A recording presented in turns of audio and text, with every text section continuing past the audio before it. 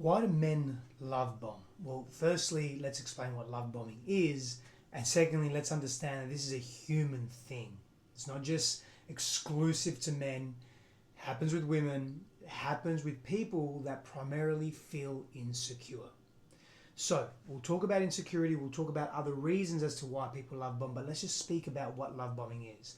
Have you ever been in a relationship, an intimate, romantic partnership relationship, where it's been so intense and so powerful immediately, and you've experienced this person making all these promises, being grand in their presentation, doing so much for you, telling you how amazing you are, flooding you with compliments and gifts and showering you with attention, and then boom, gone.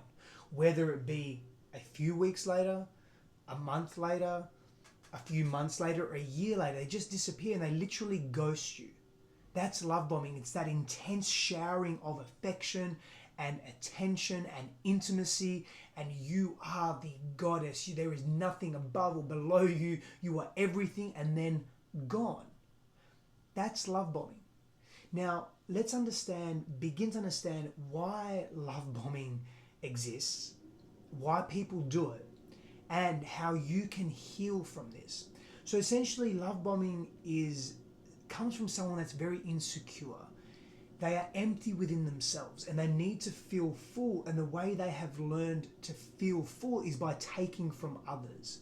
And it sounds paradoxical, right? Because they're giving so much, but in giving so much, they're receiving in the form of affirmations, praise, gratitude and appreciation from themselves, from others towards themselves. Their self-esteem is so low, they need to feel needed and wanted and better about themselves. They go above and beyond to make you feel great for who you are. They come in hot, and it's almost too good to be true, but they come in so hot that you almost don't have an opportunity other than to shower them back with praise, to then give them all of you. And when that person then feels that they are receiving the whole of someone, they feel wanted, they feel needed, they feel, oh, okay, someone loves me, someone cares about me. Now, many love bombers are narcissists, and we'll come back to this later, or they carry narcissistic tendencies. They employ seduction, they engage in game playing, it seems very, very natural. They use relationships for self-enhancement and their own self-improvement. The dating that you experience is very, very intense, and it moves super quickly. It's you almost feel like you're in a daze. The attention, the excitement towards you can be so much that you don't know how to be other than then making this person your center of attention. You make them everything. In love bombing, you're going to experience frequent communication. You're going to experience adoration, excessive communication, their readiness to be there for you, particularly via text or social media, but even to physically show up for you, to be your problem solvers. They're going to be your biggest problem solver. They're going to be there when you need them the most. And they're going to do this from a place that gives them control. So it's usually at a distance. And so, for example, say the relationship is intensifying very quickly. Not only the sexual relationships, so the sex and the intimacy, the emotional intimacy, the vulnerability, the sharing, it's just over the top but intensifying. And you're probably thinking, wow, I've never experienced a man that shares so much. He's so honest. I feel so grateful. Then you lean in more. Now, what will happen is he will be able to control that situation generally from afar. So that communication, it's through text, it's through social media. When he needs to show up for you, he will, but it will be at his convenience. But because the communication is so excessive, you think that he is always there. So the love bomber essentially, they position themselves as beyond amazing. It's like too good to be true. And it's not so much about the future of the relationship. It's more about them, what they need, how they need to feel. Because they feel the pain if they're not having attention. And so there are a lot of empty promises made for the future of the relationship, whether it be marriage, whether it be what you're going to do together, what you're going to create together, how you're going to live together. But those empty promises keep carrying on. There's generally an excuse as to why that deeper level of commitment doesn't take place. So there is a distance there, but it's confusing because they're so intimate and they're so available to you, because them being available for you makes your love available to them, and they feed off that like vampires. And so that positioning of the love bomber is very unrealistic. It's not who they are. It's almost fake, but you're confused because there's so much openness and apparent honesty. Now, let's look at other reasons outside of insecurity, that sense of emptiness, that low self-esteem, why love bombers do what they do. So let's speak to narcissism first. So ultimately the person with narcissism, they discard their dating partners. They'll discard you very, very quickly. You have served a source of narcissistic supply to fuel the ego of that individual and to fuel their own pain, because now they're getting attention, they're getting adoration and love from you.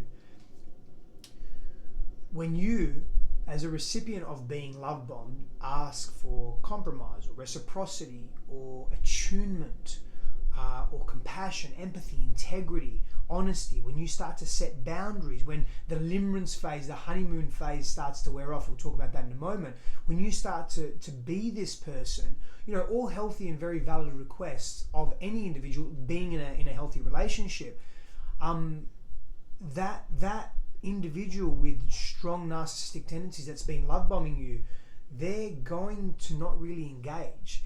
They're going to then decide that you've lost your luster. You're a target for them, that if you're not reciprocating what they need, and when they're behaving a particular way, you're not meeting their expectations of that, they will discard you. You will no longer be the perfect partner. They will treat you differently. They will see you differently. Now, some love bombers, it's less about narcissism and more about being addicted to the hormonal phase of relating and meeting someone and dating. When you're dating someone for the first time, newly formed daters, it's they're addicted to the honeymoon phase, the honeymoon period, the limerence phase of relating. And so it's all about sex. It's all about high octane fueled encounters, high levels of intimacy. It's all about that and not much of anything else. It's all about the hormones. They're addicted to that hormonal rush. Needing power and control. Some people will love bomb to take control and power over other people. Again, that is connected to narcissism and other pathologies potentially, but it's also because they feel unsafe in their bodies, and how they feel safe is controlling other people. They may have a need for sex or love and sex compulsion or love and sex addiction. Not massively a fan of that term, but more love and sex compulsion. So they give and give and give in order to receive and get the sex and get the sexual intimacy and the physical intimacy. That's very important. Ultimately, you're becoming a pawn in their game of chess, and that's really what it comes down to. They come in hot. A love bomber will come in very, very hot. You then get this image of them and who they actually are. You think they're the best thing since sliced bread, and they will meet that for a period of time until they feel they've had enough. So love bombing can be really hurtful and painful. It can break our hearts open. It allows us to fall in love very quickly and very deeply with someone, only to know that was never their intention, to be in a healthy dynamic, a healthy relationship, sacred union, but rather to, in a conscious healthy relationship, but rather to be in an unhealthy dynamic. So how do we heal from this? Well, we have to learn for next time, because otherwise we keep repeating the same pain. So I always suggest taking some time to be on your own, to reflect on who you are, what your needs are, what your no's, what your yeses are. How do you set healthy boundaries in relationship? What are your non-negotiables in relationship? And what do you really want to experience in relationship? What are your highest values? And cultivating and building your own self-worth. Don't rush intimacy. Get clear on those healthy boundaries. Take your time during that honeymoon phase. It doesn't mean you can't engage in sex and you can't be sexual and intimate. It just means how you do that is not coming from your own place of desperation. So looking at your own insecurities, looking at your own self-worth, know that mature daters, they won't use undue seduction or charm or make premature promises and expressions of love. They're going to be very real and authentic with what they can offer. So often what's going to happen is they're going to present not just the good and this polarized version of themselves, the great that they can present, but they're also going to show you some of the aspects of their character that isn't necessarily palatable. Their shadow. They're going to own their shadow. They're going to be very truthful about, hey, you know, sometimes I can get really angry, or hey, when I was younger I was really abused and I'm still healing from that, and as a result I sometimes experience avoidance in intimate relationship because I feel claustrophobic or I feel scared, or whatever their pain points are. So they're going to be very honest about that. They're going to own that. They're going to be truthful, and they're going to have a high level of self-awareness. You know, love bombers don't necessarily have a high level of self-awareness. They make everything about you, so it takes away from them. But really, underneath that, they're getting everything they need because it's all about the present moment for them. And it's all about hyper-selfish, self-absorbed tendencies. It's not about self-enlightened or enlightened self-interest, should I say.